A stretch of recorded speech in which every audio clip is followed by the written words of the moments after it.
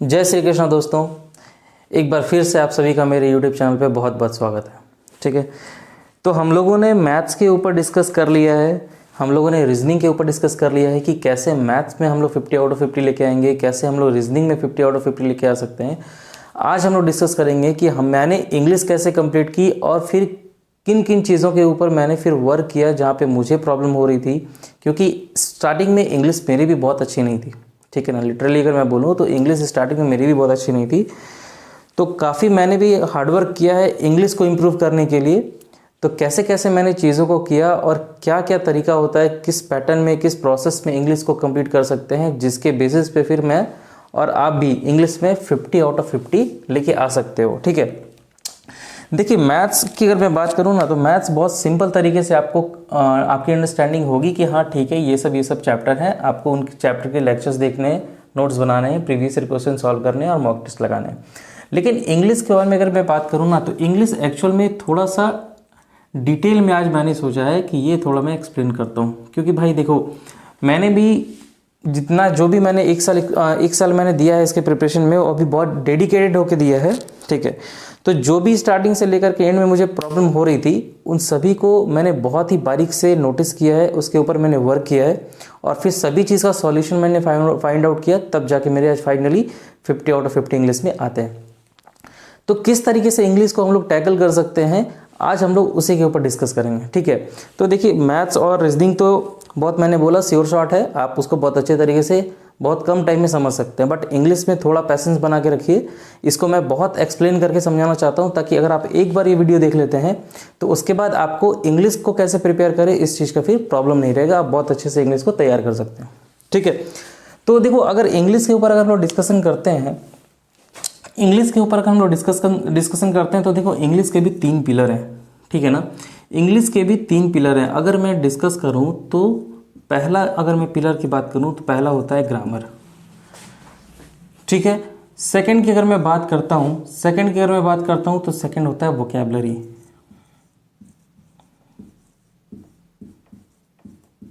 ठीक है, थर्ड की अगर मैं बात करता हूं तो थर्ड होता है आपका रीडिंग। देखिए बहुत पैसेंस के साथ आप इसको सुनिएगा अच्छे से, ठीक है ना, इसके नोट्स बनाइए और उसके बाद आप अपने प्रिपरेशन में लग जाइए। बहुत ज़्यादा स्ट्रैटेजी देखने के पीछे मत लग रहिए। आज वैसे भी मैंने प्लान किया है, ये थोड़ा वीडियो अगर लंबा चला भी जाए तो भी थोड़ा पैसेंस होकर सुनिए। एक बार मैं जो बताऊंगा इंग्लिश के ऊपर कि मैंने कैसे तैयारी की। ठीक है, अगर आप लोग भी इस चीज़ को बहुत अच्छे से फॉलो करते हो तो पूरी की पूरी इंग्लिश आपके हाथ में रहेगी।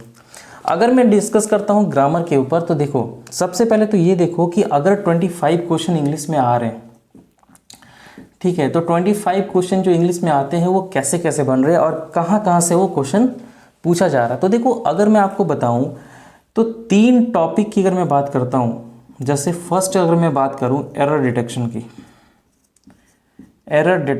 ठीक है ना।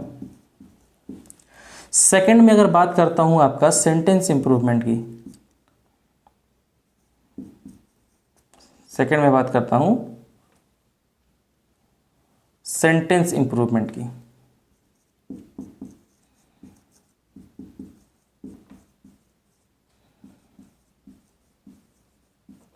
ठीक है, और थर्ड में बात करता हूं आपका फिलिंग द ब्लैंक्स की।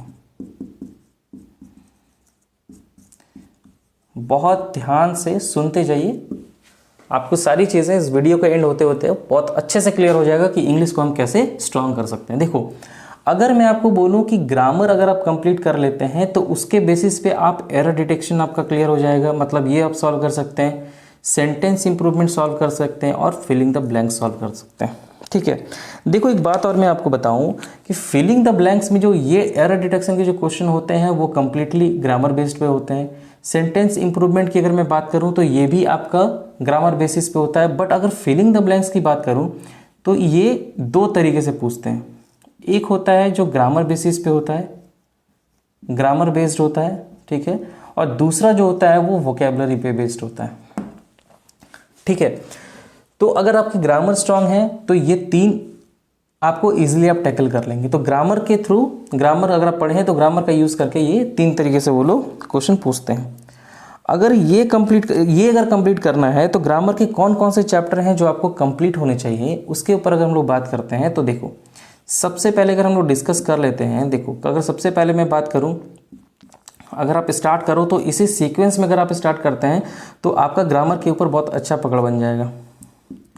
वीडियो में अंत तक बने रहे, मैं बता रहा हूँ ये पूरा आज मैं जो इंग्लिश के ऊपर ये वीडियो बना रहा हूँ, इसको देखने के बाद मैं गारंटी देता हूँ कि इंग्लिश के ऊपर फिर आपको कभी कोई दूसरी वीडियो देखने की ज़रूरत नहीं पड़ेगी। इन सभी चीज़ों को यूज़ करके मैंने ये अचीव किया है और ये प्रूफ मैं आपको ये भी दिखा दूंगा। देखो बेसिक वर्ब्स, ठीक है। सेकेंड अगर मैं बात करूँ, क्वेश्चन टैग, ठीक है। थर्ड में अगर बात करूँ, थर्ड की अगर मैं बात करूं तो टेंस। फोर्थ की अगर मैं बात करता हूं वॉइस। फिफ्थ की अगर मैं बात करता हूं नरेशन, ठीक है। सिक्स्थ की अगर मैं बात करता हूं सब्जेक्ट वर्ब एग्रीमेंट,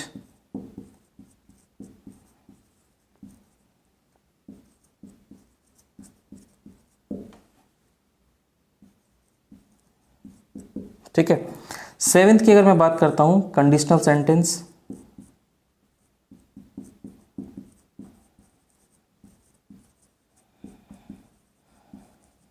ठीक है। कंडीशनल सेंटेंस ये आपके 7 चैप्टर्स यहां पे हो गए। उसके बाद अगर मैं बात करूं तो वर्ब एडवांस, ये वर्ब एडवांस जिसमें आपके इनफाइनाइट वर्ब्स आ जाते हैं, जैसे कि मैं अगर बात करूं तो जेरेंड हो गए या इनफाइनाइट हो गए, फिर पार्टिसिपल्स हो गए, वो सभी आपके वर्ब एडवांस में आ जाते हैं, ठीक है। 8 चैप्टर्स यहाँ पे हो गए। उसके बाद अगर मैं बात करूँ नाउन, 10th की अगर मैं बात करूँ प्रोनाउन, 11th की बात करूँ एडजेक्टिव, ठीक है। 12th की अगर मैं बात करता हूँ एडवर्ब, ठीक है ना। उसके बाद अगर मैं बात करता हूं तो कंजंक्शन, ठीक है। उसके बाद कंजंक्शन के बाद आप प्रीपोजिशन ले लो,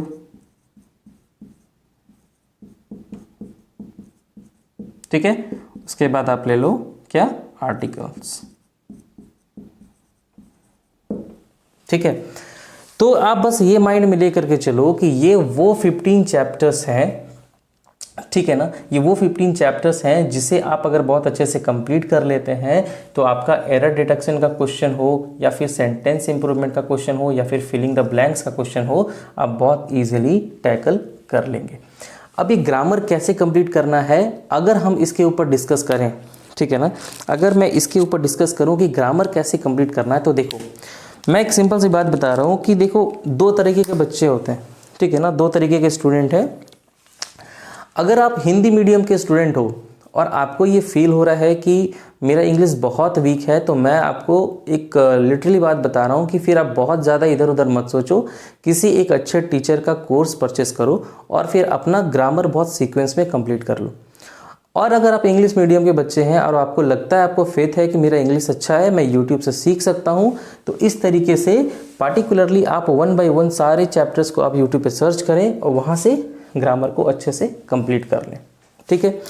तो ग्रामर के सपोज मैं बताऊं, आप जिस भी कैटेगरी के आप बच्चे हैं, चाहे आप हिंदी मीडियम के हों या फिर इंग्लिश मीडियम के हों, अब डिपेंड करता है टीचर के ऊपर। तो देखो मैं मैथ्स के ऊपर भी यही बात बोला था कि किसी पार्टिकुलर टीचर पे आप ब्लाइंड फेथ मत करो, ठीक है ना। आप क्या करो, यूट्यूब पे मैं बता रहा हूँ, जैसे मान के आप खुद भी जानते होंगे और बहुत अभी पॉपुलर हैं भी। अगर मैं बात करूँ जैसे नीतू मैम, बहुत ज़्यादा सबसे ज़्यादा इंग्लिश के लिए वही फेमस हैं, नीतू मैम है। फिर आपका नियॉन क्लासेस के मनीषा मैम है, रानी मैम है, पिनैकल के टीचर्स हो गए, फिर आपके गोपाल वर्मा सर हो गए, जयदीप सर हो गए, जॉर्डन सर हो गए। तो इतने सारे टीचर हैं और सभी एक से एक दी बेस्ट टीचर हैं। मैं आपको क्या बता रहा हूँ, मैंने पर्सनली एक टीचर का कोर्स लिया था। जितना मैंने नाम मेंशन किया है, इन्हीं में से मैंने एक टीचर का कोर्स लिया है और मैंने अपना ग्रामर कंप्लीट किया है, ठीक है। तो अगर आपको लगता है कि आपको ग्रामर सीखना है और आप किसी पार्टिकुलर टीचर से ही सीखना चाहते हैं, तो आप इनके टीचर्स के आप देखो, जिनकी ट्यूनिंग आपको समझ में आती है, आप उनका कोर्स परचेस करो और फिर अपना ग्रामर कंप्लीट करो। ग्रामर सीखने के बाद, ठीक है, जैसे मैं बोल रहा हूँ कि अगर ग्रामर आपने सपोज कंप्लीट कर लिया है, ठीक है, आपने अगर अपना ग्रामर किसी पार्टिकुलर टीचर से कंप्लीट कर लिया, उसके बाद क्या करना है, देखो उसके बाद क्या करना है, जैसे ग्रामर आपने कंप्लीट कर लिया है तो भाई सिर्फ चैप्टर पढ़ने से तो होगा नहीं, है ना, सिर्फ चैप्टर पढ़ने से तो होगा नहीं, उसका तो प्रैक्टिस भी करना है। देखो मैं क्या कर रहा था या मैंने क्या किया, या फिर मोस्ट ऑफ द पीपल जितने भी आप देखोगे जो टॉपर्स होते हैं या जिनकी इंग्लिश बहुत अच्छी पकड़ होती है, तो वो क्या करते हैं, और वो मुझे जहाँ तक लगता है ये वाकई में बहुत रामबान बुक है, ये मैंने भी फॉलो किया है। ये नीतू मैम की वॉल्यूम 1, ठीक है ना, नीतू मैम की ये वॉल्यूम 1 की जो किताब है ये एक्चुअल में बहुत अच्छी किताब है। आप क्या करो, इसे परचेज़ कर लो, ठीक है, परचेज़ कर लो। उसके बाद ग्रामर कंप्लीट करने के बाद, ठीक है, आप जैसे आपने क्या किया, बेसिक वर्ब्स पढ़े, फिर क्वेश्चन टैग पढ़े, तो अगर बेसिक वर्ब आपने कंप्लीट कर लिया है, ठीक है, तो उसके बाद क्या करो, अगर आप किसी पार्टिकुलर टीचर से पढ़ रहे हैं तो वो तो अपना कुछ ना कुछ क्वेश्चन आपसे करवाएंगे। उसके बाद वहाँ से कंप्लीट करने के बाद उस चैप्टर को आप नीतू मैम की बुक में उस पार्टिकुलर चैप्टर को सर्च करो, देखो, निकालो और उसके सारे क्वेश्चंस को सॉल्व कर लो। पहला काम, ग्रामर का चैप्टर पढ़ना है, उसके बाद रिवाइज करना है, उसके बाद नीतू मैम की उस चैप्टर के सारे क्वेश्चन सॉल्व कर देने, इस तरीके से आगे बढ़ना है, ठीक है। इस तरीके से एक एक करके आप जैसे बेसिक वर्ब हो गए, क्वेश्चन टैग हो गए, ये सारे चैप्टर आप क्या करोगे, 1 बाय 1 इस तरीके से पढ़ते पढ़ते कंप्लीट करोगे और नीतू मैम की जो बुक में क्वेश्चन दिए हुए हैं उन्हें आप सॉल्व कर लोगे, ठीक है। जब ये काम आप पूरा कंप्लीट कर लो तब जा कर के प्रीवियस ईयर के मिक्स क्वेश्चन आते हैं। 2 बुक आती है, एक तो किरण की बुक आती है और एक एमबी पब्लिकेशन की बुक आती है, ठीक है।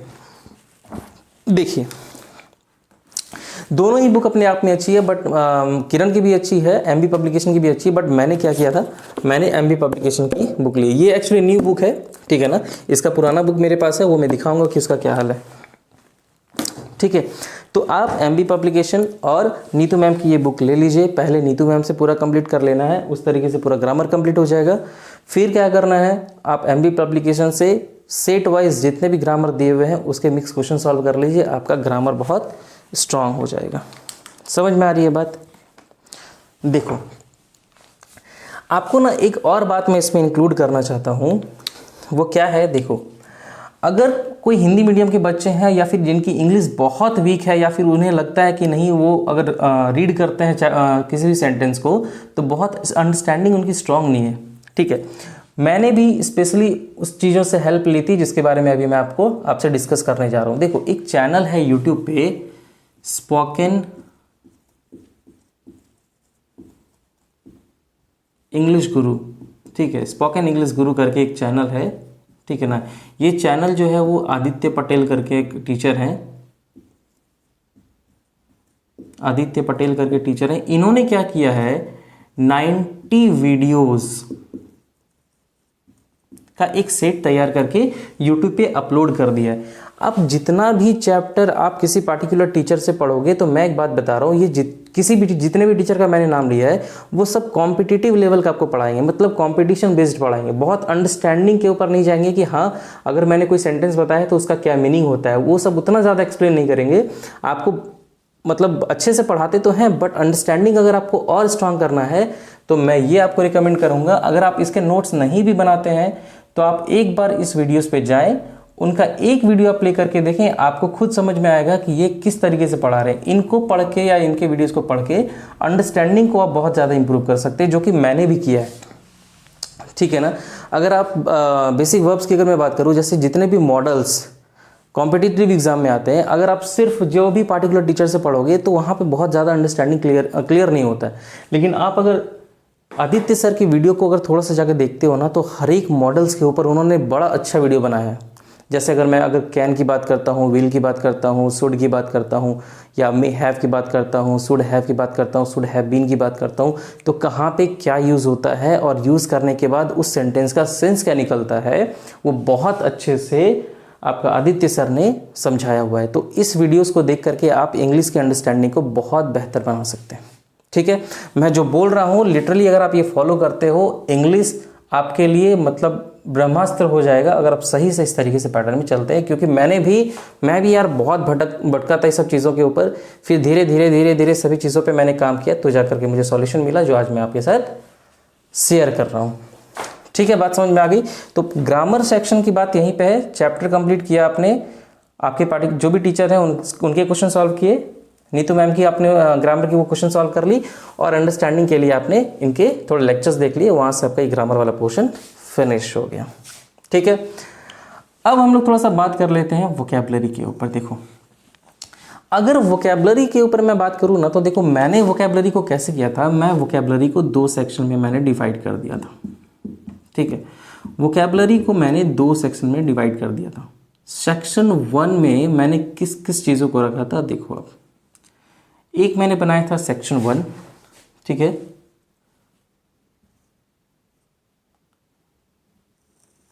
एक मैंने बनाया था सेक्शन 2। आप लोग भी इसी तरीके से करो, मैं बता रहा हूँ आपको इंग्लिश बहुत इंटरेस्टिंग लगने लगेगा।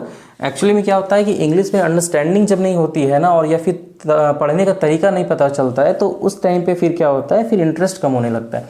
लेकिन एक बार अगर सही से पढ़ने का तरीका पता चल जाए तो आपके इंटरेस्ट भी डेवलप होगा और इंग्लिश आपका फेवरेट सब्जेक्ट बन जाएगा। ठीक है, अगर वोकैबुलरी की बात करूं तो इसको मैंने 2 सेक्शन में डिवाइड कर दिया। सेक्शन 1 में मैंने किसे रखा था, देखो जितने भी वन वर्ड सब्स्टिट्यूशन है, ठीक है ना। सेकंड, अगर मैं बात करता हूं इडियम्स एंड फ्रेज, ठीक है। थर्ड में बात करता हूं फ्रेजल वर्ब्स, ठीक है, फ्रेजल वर्ब्स हो गए। फोर्थ की अगर मैं बात करता हूं, ध्यान से सुनते जाइएगा, आपके सारे डाउट्स आज क्लियर हो जाएंगे। ये 3 सेक्शन हो गए। उसके बाद आते हैं स्पेशल वर्ड्स,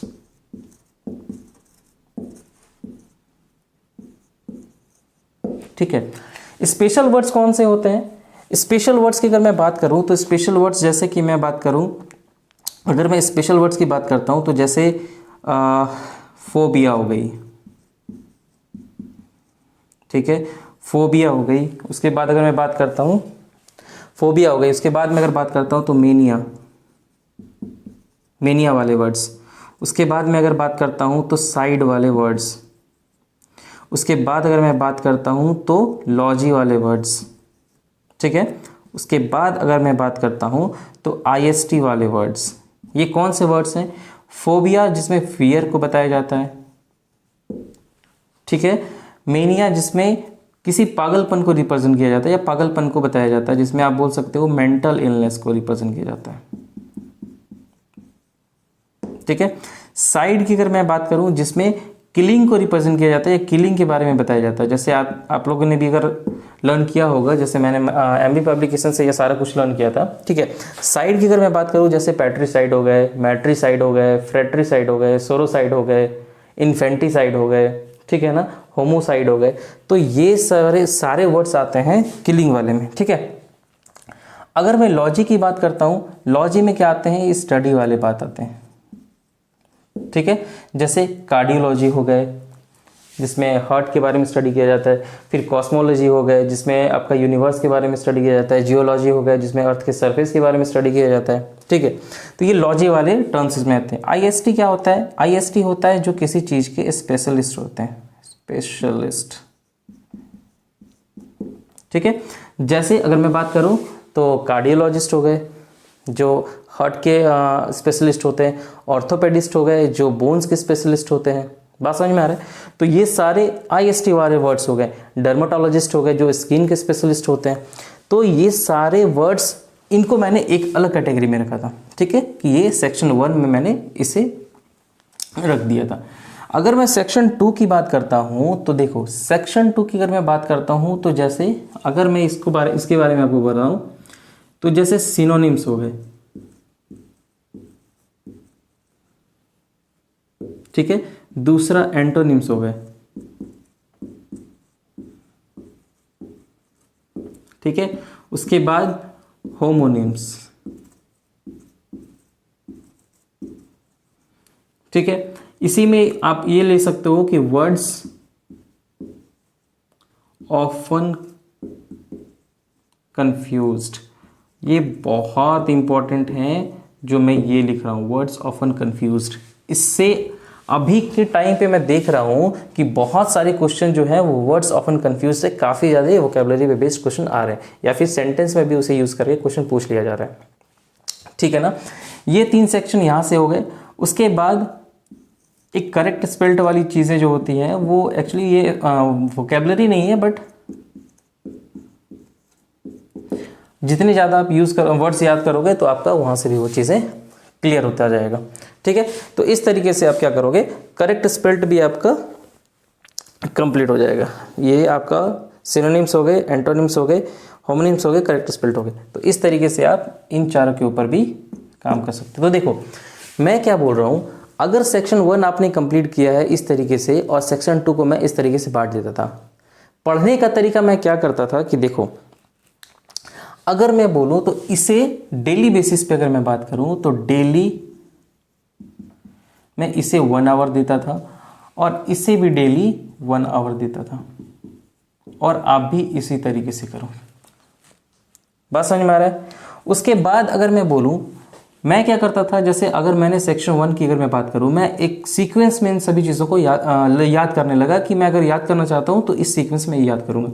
डेली बेसिस में जैसे मैंने बोला, अगर 1 आवर मैंने दिया है तो हाफ आवर में 1 वर्ड सब्स्टिट्यूशन जितना ज़्यादा वो याद करता था, इडियम्स फ्रेज फिर हाफ आवर याद करता था। ठीक है, सेक्शन 2 वाले जो मैं 1 आवर्स देते थे, तो देखो मैं क्या करता था ना, सिनोनिम्स और एंटोनिम्स याद नहीं करता था। ये मिस्टेक काफ़ी सारे बच्चे करते हैं कि जैसे कोई एक वर्ड उठा लिया उन्होंने और उसके सारे सिनोनिम्स या एंटोनिम्स को याद करना स्टार्ट कर दिए। वैसे नहीं करना है, आप मैक्सिमम से मैक्सिमम वर्ड्स याद करो। उसके हेल्प से अगर आपके सामने सिनोनिम्स आते हैं तो आप इजीली चूज कर लोगे कि हाँ सेंस दोनों का क्या निकल रहा है, फिर उसके अकॉर्डिंग आप क्या करेंगे, कंपेयर कर लेंगे और सिलेक्ट कर लेंगे। तो आप यहाँ पे ये ट्राई करो कि मोर एंड मोर वर्ड्स आप लर्न करो। ठीक है ना, कभी भी ऐसे मत बैठ जाओ कि मैंने एक वर्ड उठाया उसके सिनोनिम्स 5-6 याद कर रहा हूँ मैं, एंटोनिम्स उठाया उनके याद कर रहा हूँ मैं। ऐसे कभी मत याद करो, बहुत बोरिंग होगा, फिर फाइनली आप छोड़ दोगे। आप इस बेसिस पे जाओ कि ज़्यादा से ज़्यादा वर्ड्स आप याद करो, वहाँ से फिर जितने ज़्यादा वर्ड्स आप यूज़ करो, याद कर लोगे, उतने ही आपके सिनोनिम्स और एंटोनिम्स क्लियर हो जाएंगे। बात समझ में आया? तो डेली बेसिस पे क्या करूँ, मैं क्या बता रहा हूँ, डेली बेसिस पे आप ये समझ लो कि 2 घंटे इससे भी देना है, 1 घंटा इसे देना है और 1 घंटा उसे देना है। तो आपके टोटल 4 आवर्स अभी यहाँ पे हो गए। ठीक है, अभी और हम लोग आगे चलते हैं, बता रहे हैं आपको रीडिंग के बारे में भी बहुत अच्छा डिस्कशन करना है। वीडियो में बने रहिए, बहुत अच्छे से मैं चीज़ों को बता रहा हूँ, समझिए आपको। ठीक है, तो इस तरीके से सेक्शन 2 को भी मैं कंप्लीट करता था।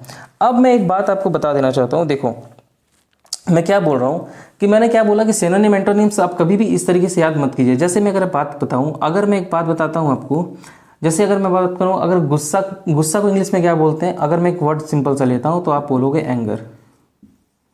ठीक है, एंगर बोलोगे, फ्यूरी बोलोगे, ठीक है ना, एंगर बोलोगे, फ्यूरी बोलोगे, एक्रीमोनी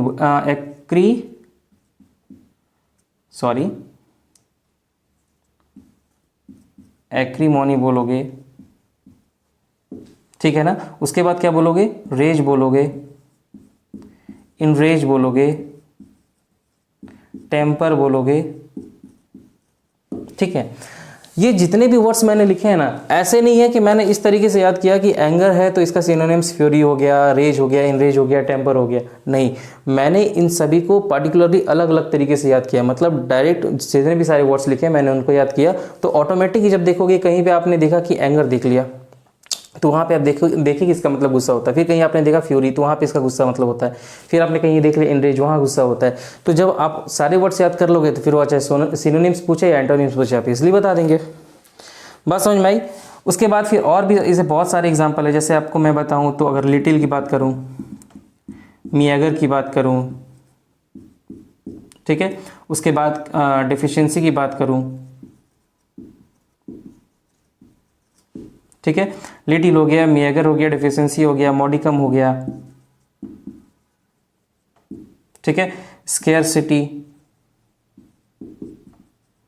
शॉर्टेज, ये सारे वर्ड्स तो मैं ये बता रहा हूँ आप सभी को भाई कि आप जब भी सिनोनिम्स एंटोनिम्स की बात करते हैं तो कभी भी डायरेक्ट इस तरीके से याद मत करो कि कोई भी वर्ड्स लिए उसके सिनोनिम्स बता दिए। नहीं, आप 1 बाय 1 सारे वर्ड्स याद करो और उसके बाद फिर आप जब आपके सामने इस तरीके का क्वेश्चन आएंगे तो आप इसको इजीली टैकल कर पाओगे। अब रही बात कि ये वर्ड्स मीनिंग या वर्ड मीनिंग आप कैसे याद करोगे, तो देखो मैं आपको एक बात बता रहा हूँ। अभी मैंने आपको एमबी पब्लिकेशन का एक न्यू बुक दिखाया। वो मैंने न्यू बुक इसलिए लिया था क्योंकि मैंने ऑलरेडी एक एमबी पब्लिकेशन का बुक लिया हुआ है और ये पढ़ते पढ़ते इसकी स्थिति खराब हो गई थी, तो फिर जाके मैंने एक न्यू बुक लिया है। ठीक है, आपको मैं इसे थोड़ा सा बहुत क्लोज होकर के दिखाना चाहता हूँ। देखो देख रहे हो इसकी हालत, अगर आपको सही से दिख रहा है तो आपको ये पता चलेगा कि देखो कितने टाइम्स मैंने इस सारे वोकेबलरी को रिवाइज किया हुआ है।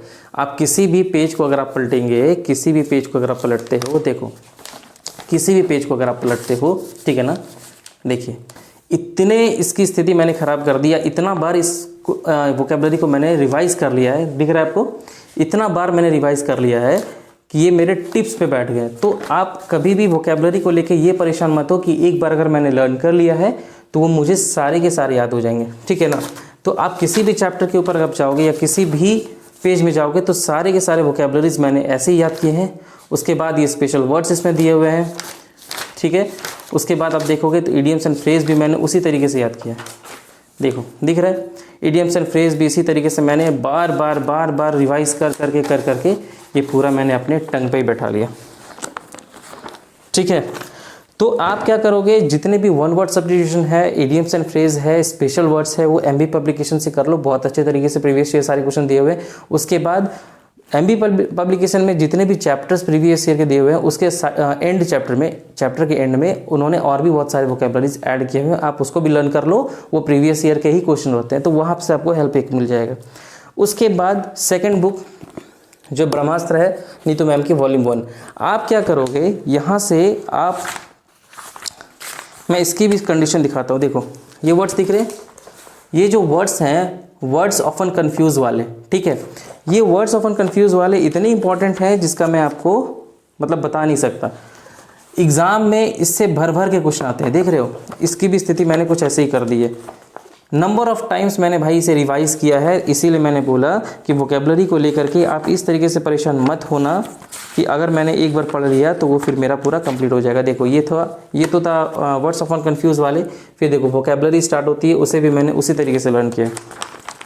मेरा बस ये मोटिव था कि मैं जब भी पढ़ूँ तो उसको इतने बार रिवाइज़ कर दूँ कि वो मेरे टिप्स पे बैठ जाए, ठीक है। मैं इसके पीछे ऐसे नहीं भागता था कि एक बार मैंने पढ़ लिया तो मुझे याद होना ही चाहिए, ठीक है ना। देखो सिनोनिम्स की अगर मैं बात करूँ तो देखो सिनोनिम्स की भी कंडीशन कुछ ऐसी है। तो मैं सिनोनिम्स एंटोनिम्स ऐसे याद नहीं करता था कि मैं बैठ गया, एक वर्ड्स उठाया और फिर 5 उसके सिनोनिम्स याद कर लिए, नहीं, मैं क्या करता था सारे वर्ड्स से याद करने लगा। उसके बाद जो भी सिनोनिम्स के क्वेश्चन आए, एंटोनिम्स के क्वेश्चन आए, तो फिर मैं उसे ईजिली सॉल्व कर लेता था, ठीक है। तो ग्रामर कैसे कंप्लीट करेंगे ये आपको समझ में आ गया। अगर आपकी इंग्लिश एक्चुअल में थोड़ा सा अंडरस्टैंडिंग में प्रॉब्लम है तो आप इसको बिल्कुल यूज़ करें, मैंने भी यूज़ किया है, बहुत हेल्पफुल है। सेकंड, वोकेबलरी कंप्लीट करने के लिए आप इस तरीके से यूज़ कर सकते हैं, सेक्शन वाइज बना लें, उसके बाद फिर आप इसे एमबी पब्लिकेशन से कर लें, ठीक है। और ये जो सिनोनिम्स एंटोनिम्स वाली मैं बात कर रहा हूँ, एमबी एंड नीतू मैम, ये नीतू मैम की बुक जो है उसमें भी ये बहुत अच्छे से दिया हुआ है। तो अगर आप ये 2 बुक अच्छे से कर लेते हैं तो वोकेबलरी की आपकी टेंशन खत्म हो जाएगी और ग्रामर का भी टेंशन आपका खत्म हो जाएगा। अब हम लोग बात करते हैं थोड़ा सा कि रीडिंग का क्या यूज़ है और रीडिंग का क्या इंपॉर्टेंट रोल है एसएससी सीजीएल के लिए। आइए हम लोग उसके ऊपर थोड़ा सा डिस्कस कर लेते हैं। तो आइए अब हम लोग थोड़ा सा रीडिंग के ऊपर थोड़ा सा डिस्कस कर लेते हैं कि रीडिंग का क्या इंपॉर्टेंट रोल है। देखो अगर मैं आपको एक बात बताऊँ ना, अच्छे से ध्यान से समझना, ठीक है। देखो अगर मैं रीडिंग की बात करूं, ठीक है, फिर ग्रामर की बात, वोकेबलरी की बात करूं,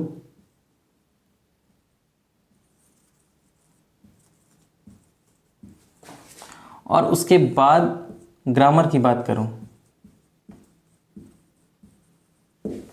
ठीक है। अगर वेटेज वाइज में अगर बात करूं ना तो मैं भाई बहुत लिटरली बता रहा हूं, अभी का सिनेरियो ऐसा है एसएससी सीजीएल के लिए या फिर एसएससी के किसी भी एग्जाम के लिए कि रीडिंग का वेटेज अगर मान के चलो तो अभी के टाइम पे 60% है। अगर आपने रीडिंग नहीं किया है या रीडिंग नहीं कर रहे हैं तो बहुत बड़ी भूल कर रहे हैं। रीडिंग करना अभी के टाइम पे एसएससी के किसी भी एग्जाम के लिए बहुत इंपॉर्टेंट है। वोकेबलरी की मैं बात करूँ तो 20% आप इसे दे दो और ग्रामर की बात करूँ तो 20% आप इसे दे दो, ठीक है। हम लोगों ने वोकेबलरी और ग्रामर के ऊपर डिस्कशन कर लिया है। अभी मेरा मेन फोकस अब है किस पे, रीडिंग पे, ठीक है।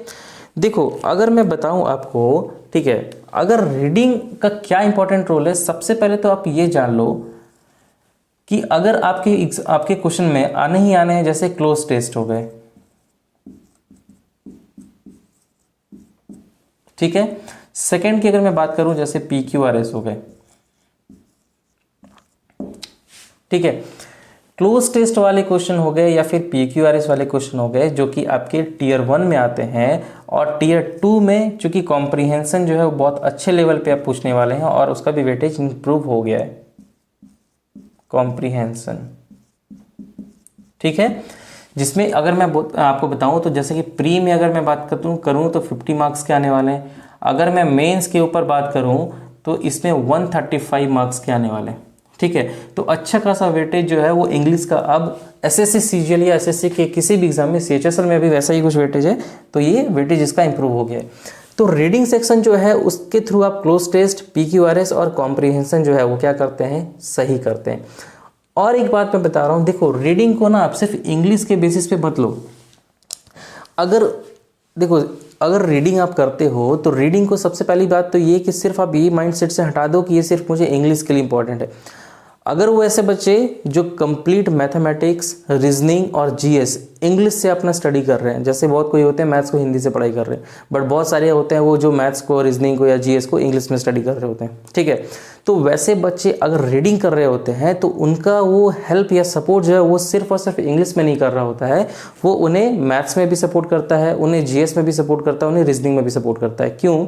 अगर आपने रीडिंग बहुत अच्छी कर रखी है तो आपकी अंडरस्टैंडिंग इतनी स्ट्रांग हो जाएगी कि एग्जाम के टाइम पे आप एक बार सेंटेंस को पढ़ोगे, आपके माइंड में कंप्लीट उसका मीनिंग जो है वो छप जाएगा कि हाँ वो बोलना क्या चाह रहा है, अगर आपने डेली बेसिस पे बहुत अच्छे से रीडिंग की हुई है।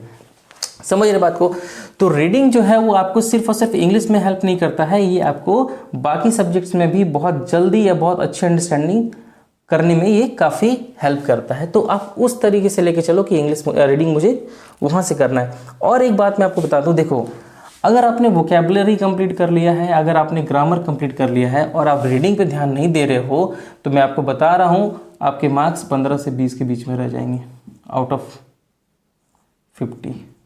ठीक है, बस आप ये समझ लो कि रीडिंग जो है वो बिल्कुल बैकबोन है इंग्लिश सब्जेक्ट का।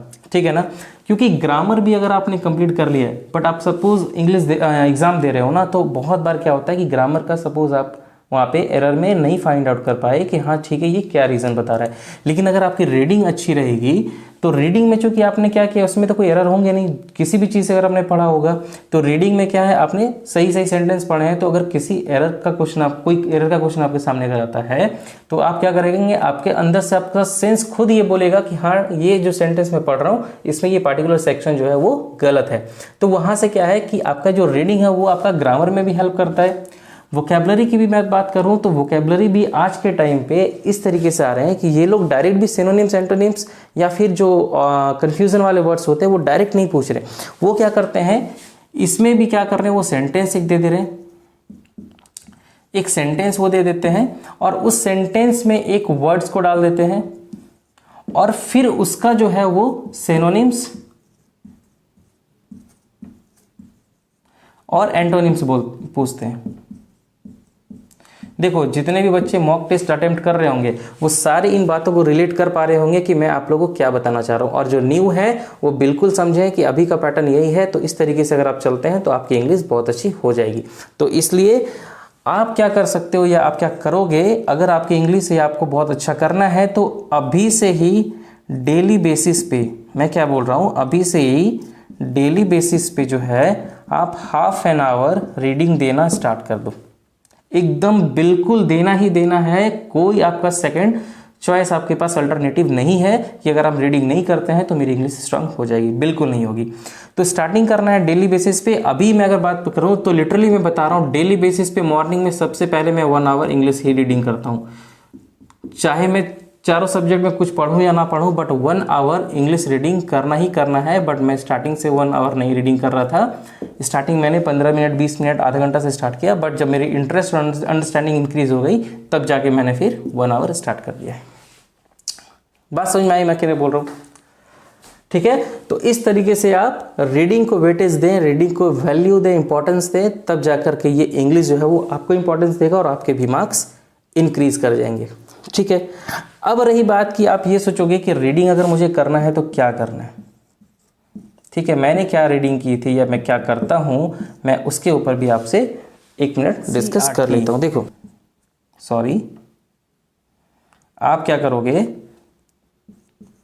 NCERT खरीदना नहीं है, एनसीईआरटी की बुक जो है इसका आप एप्लीकेशन डाउनलोड कर लो, प्ले स्टोर से आप इनका एप्लीकेशन डाउनलोड कर लो और वहां से आप इसका रीडिंग करना स्टार्ट कर दो। आपकी इंग्लिश पे बहुत बेसिक लेवल पे हो तो यहाँ से आपका स्ट्रांग होना बहुत आसान हो जाएगा और आप इजीली यहाँ से कर सकते हो। सेकंड, मैंने पहला ये प्रेफर किया। सेकंड, उसके बाद जब मुझे इंटरेस्ट बढ़ने लगा तो फिर मैंने नॉवेल्स खरीद लिए, 3-4 मैंने नॉवेल्स खरीद लिए। कौन कौन से खरीदे मैंने वो भी बताऊंगा। उसके बाद जब मुझे इन दोनों से मैं बोर होने लगता था तब जाके मैं टाइम्स ऑफ इंडिया पे कुछ कुछ आर्टिकल्स कभी कभी पढ़ लेता था। मैक्सिमम टाइम मैंने इन्हीं दोनों पे स्पेंड किए हैं, इस पे मैं बहुत कम गया हूँ या फिर गया हूँ कभी कभी गया हूँ, ठीक है। तो अगर मैं बात करूँ, जैसे मेरे पास अगर मैं बात करूँ तो मैंने 4 वैसे नॉवेल्स लिए थे, ठीक है। 4 मैंने नॉवेल्स लिए हैं, मैं आपके साथ भी शेयर करना चाहता हूँ और ये काफ़ी बच्चे पढ़ते भी हैं। मैं रिकमेंड करूंगा कि आप भी इन बुक्स को पढ़ो जो आपको आपके एथिक्स को भी स्ट्रांग करेंगे और आपकी क्या समझ को भी थोड़ा सा गहरा करेंगे, तो अंडरस्टैंडिंग भी अच्छी होगी और आपकी क्या है थॉट्स भी अच्छी होगी। देखो उसमें से सबसे पहले मैंने परचेस किया था एटॉमिक हैबिट, है ना। तो एटॉमिक हैबिट की जो ये बुक है वो एक्चुअल में बहुत अच्छी है। ये इसमें हैबिट्स के ऊपर बहुत अच्छे से डिस्कस किया गया है कि छोटी छोटी हैबिट्स आपके डेली लाइफ को और आपके आने वाली लाइफ को कैसे इंप्रूव करती है। आप इस बुक्स को पढ़ोगे बहुत अच्छे से समझ में आएगा, ठीक है। सेकंड, देखो एक साथ ही नहीं परचेस करना है, आप एक एक बुक परचेस करो, उसको कंप्लीट करो, उसके बाद सेकंड बुक लेके आओ। उसके बाद मैंने परचेस किया था ये the power of subconscious mind, ठीक है। ये भी काफ़ी अच्छी बुक है, अगर आप चाहो तो इसे भी परचेस कर सकते हो, पढ़ सकते हो। उसके बाद मैंने थोड़ा सा ये एक अपने इंटरेस्ट के अकॉर्डिंग मैंने ले लिया था, ये एक साइकोलॉजी ऑफ मनी करके एक बुक है, तो मैंने इसको भी परचेस किया था। और इसमें से मैंने अभी एटॉमिक हैबिट को और the power of subconscious mind को, ये दोनों को कंप्लीट कर लिया है। उसके बाद एक रॉबिन शर्मा की ये बुक आती है, who will cry when you die, ये भी एक बहुत अच्छी बुक है, इसे भी मैंने कंप्लीट कर लिया। तो मेरे पास अभी सिर्फ एक बुक बची हुई है, वो है द साइकोलॉजी ऑफ मनी, जो मुझे पढ़ना है, ठीक है।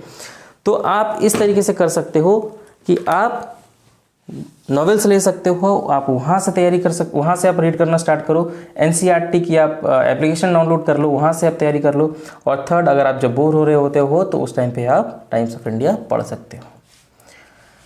तो जाकर के ये आज आपका पूरा का पूरा रीडिंग सेक्शन जो है कंप्लीट हो जाता है। तो मैंने आपके साथ आज क्या डिस्कस किया कि आप कैसे ग्रामर अपना कंप्लीट कर सकते हैं, कैसे वोकैबुलरी कंप्लीट कर सकते हैं और कैसे अपना रीडिंग कंप्लीट कर सकते हैं।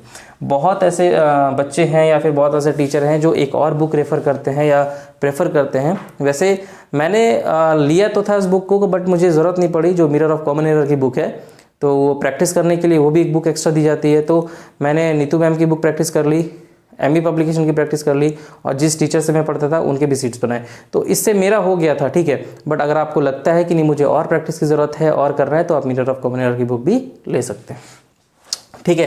तो इस तरीके से ये पूरा का पूरा आपका इंग्लिश का सिनेरियो ख़त्म हो जाता है।